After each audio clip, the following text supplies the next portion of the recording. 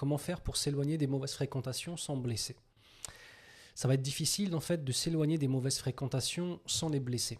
La vraie question, c'est pas est-ce que je vais blesser les gens, la vraie question c'est est-ce que je suis prêt à me séparer de gens que mon âme apprécie pour mon Seigneur. Avant de voir ce que eux vont ressortir. C'est pas important ce qu'ils vont ressentir. C'est pas ça la première chose. La première des choses, c'est que le cœur, c'est une balance. Dans cette balance-là, je vais avoir d'une part, tu peux avoir quelqu'un en fait qui est dans les ma'asi, dans les péchés, mais tu as toujours été avec lui depuis tout petit. Et il te fait dahak. Quand tu le vois, rien que tu dahak avec lui.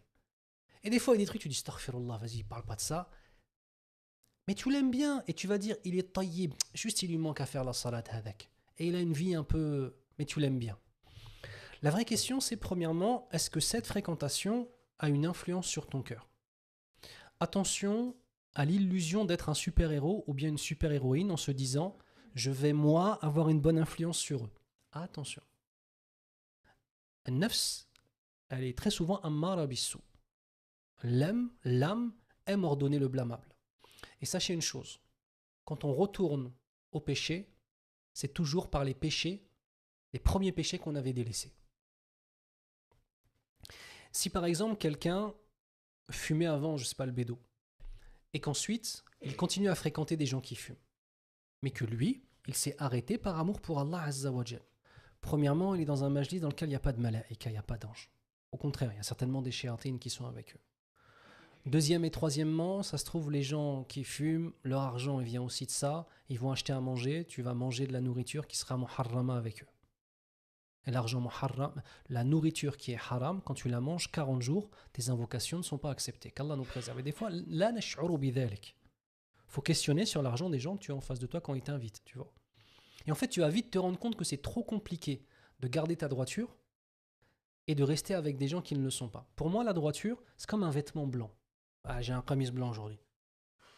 Est-ce que je vais faire de la mécanique avec ça? Je peux être qui tu veux. Si je fais de la mécanique avec ça, mon camis va être taché. Imaginez-vous, je viens avec des taches et je dis, je suis super étonné. J'ai fait de la mécanique toute l'après-midi. Et bien, regardez mon camis. Je vais dire, Oustad Meskin, il a pris un coup sur la tête. C'était logique. C'est pareil pour la foi, en fait. Donc, en fait, déjà, le fait d'identifier les mauvaises fréquentations, déjà, machallah.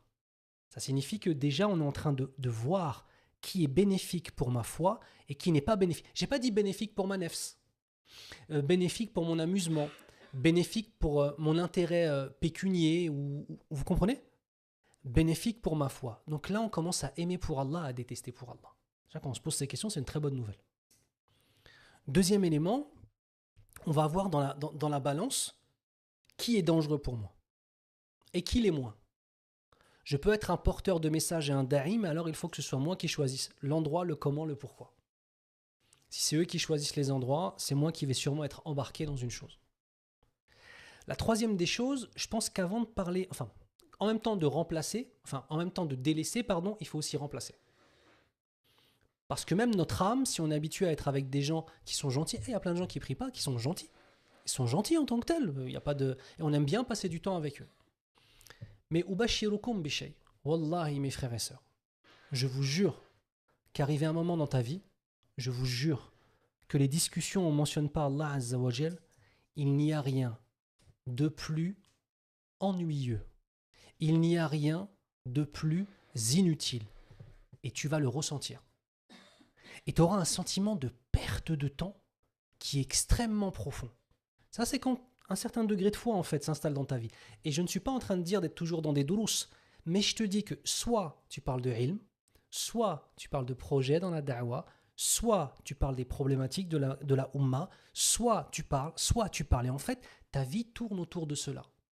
Et quand tu vas parler même d'un fait de société, tu vas toujours le regarder avec l'œil du quoi? Du din, d'Allah Azza wa Jal, d'Allah dans le sens où tu vises Allah subhanahu wa ta'ala. Ensuite, les gens qu'on va délaisser pour les remplacer par d'autres. J'ai envie de vous dire, ça va forcément les blesser. Un homme, ça va le vexer, il va chez le neuf, et une fille, les filles, elles ont des réactions un peu plus agressives que les hommes. Nous, quand un ami nous délaisse, on a juste un peu le seum, c'est vrai ou pas? Les filles, elles aiment bien faire des problèmes dans ces trucs-là. Donc, alhamdoulilah, il faut aussi se préparer à cela. Et c'est pour ça qu'il faut savoir si on délaisse la personne pour Allah ou pas. Il faut invoquer Allah Azza wa Jal de guider cette personne. Wallahu ta'ala.